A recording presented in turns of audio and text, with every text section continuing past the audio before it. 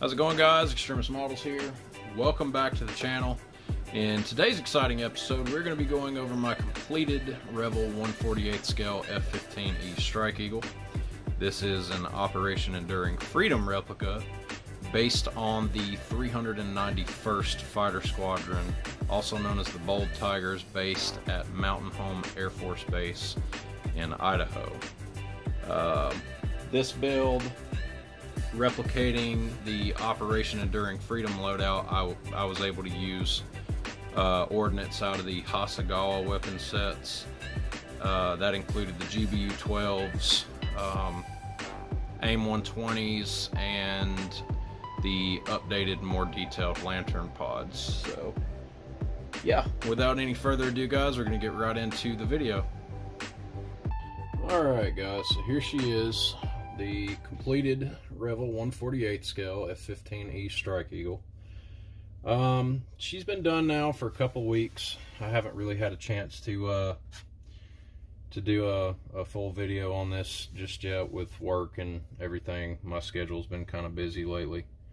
But we finally got the time to do a build review on this and let you guys know how I pulled this off and the techniques that I used.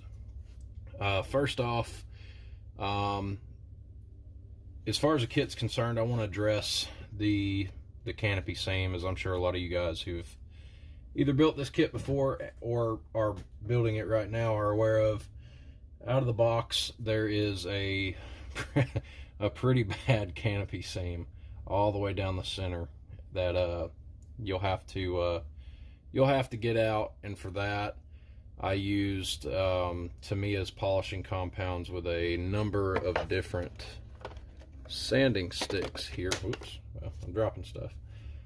These micro mesh dual angle sanding sticks are really good about getting seams out. It's what was recommended to me on YouTube and a couple of different Facebook pages, and they seem to work really well at getting the seam out. Let's see what else to go over. As far as the final color is concerned, the jet is black based with, let's see here, where is it? There it is.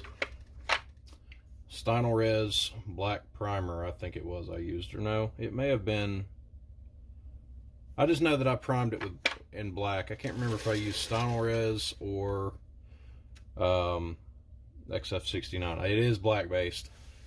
The plane has a pre-shade layer of XF2 flat white from Tamiya.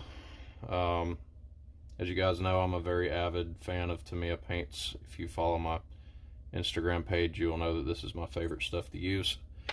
It's really easy to work with, and I love it.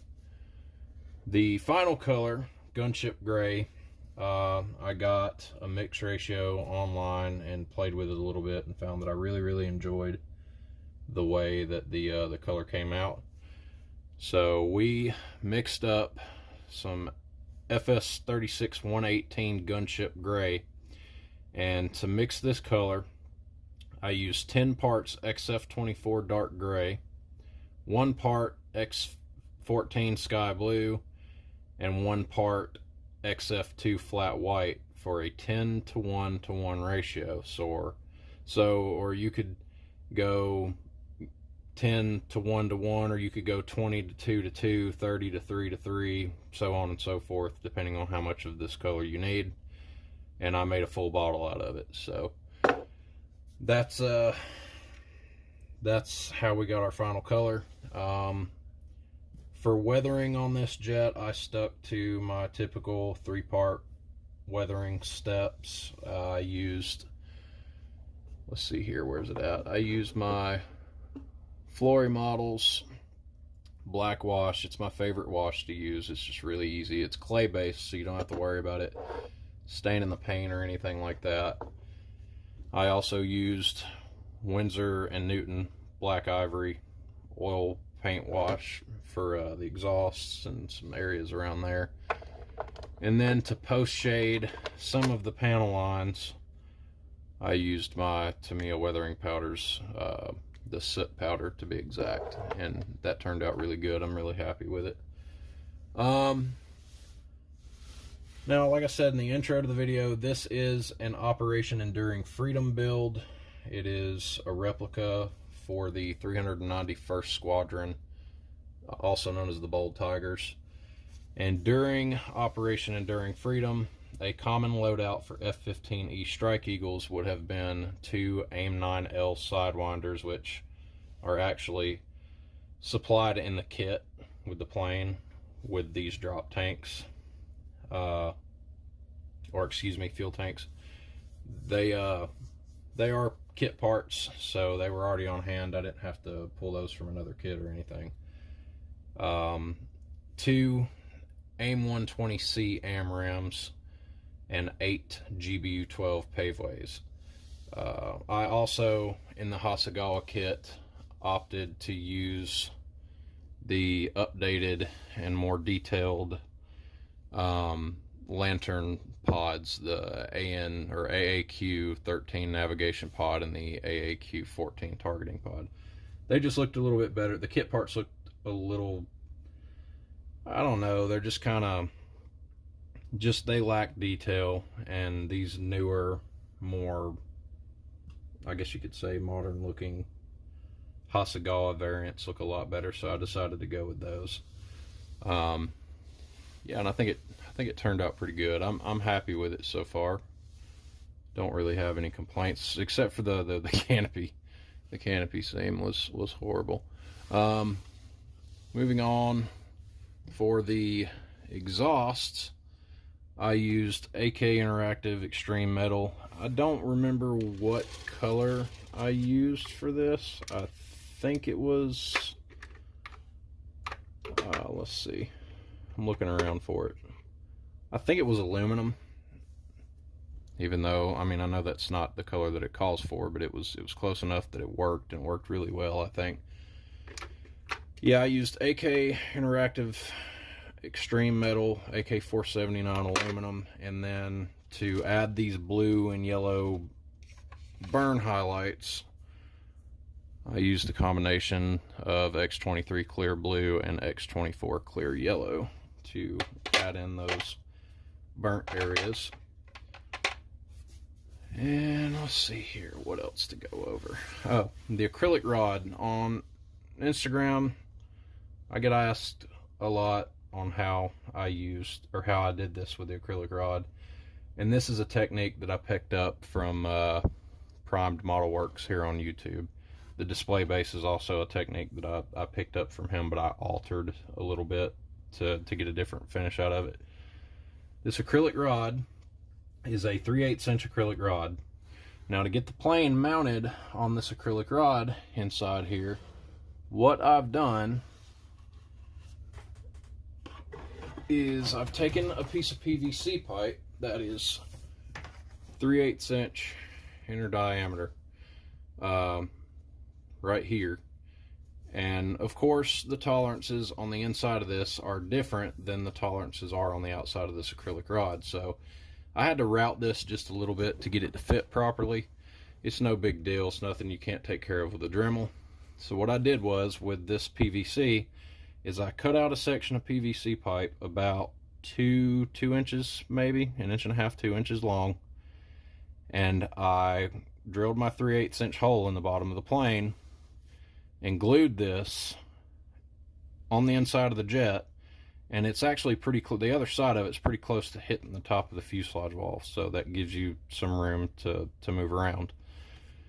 And the result is a nice sleeve. This is just a dummy piece of acrylic that I've got, acrylic rod, and it just sits right down in there like so. And depending on how much you route this hole out, you're going to have a lot of play in this, but as you can see, it goes in and it stops right there, and it doesn't move.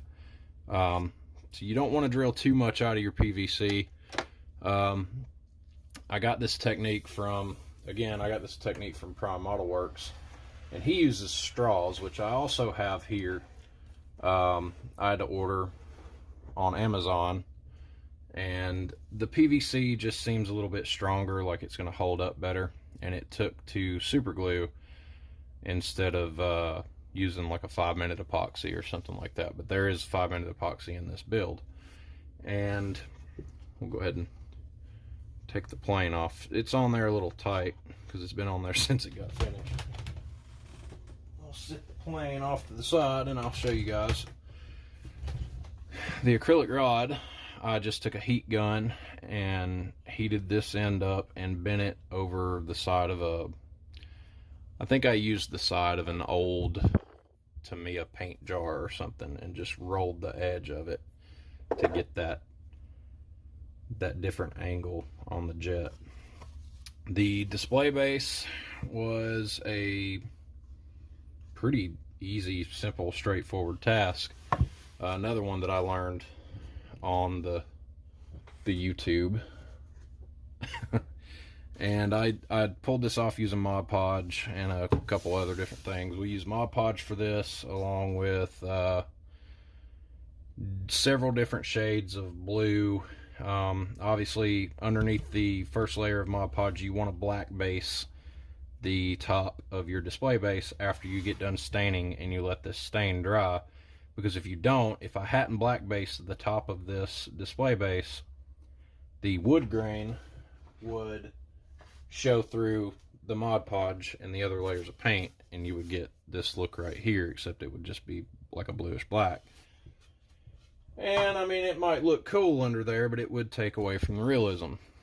So I black based this, did a layer of Mod Podge, went in with aluminum foil, matted it down really good, went over that with some different hues of green, and then did another layer of Mod Podge and let it dry. And once it dried, I came through with my big brush and I made these higher waves right here.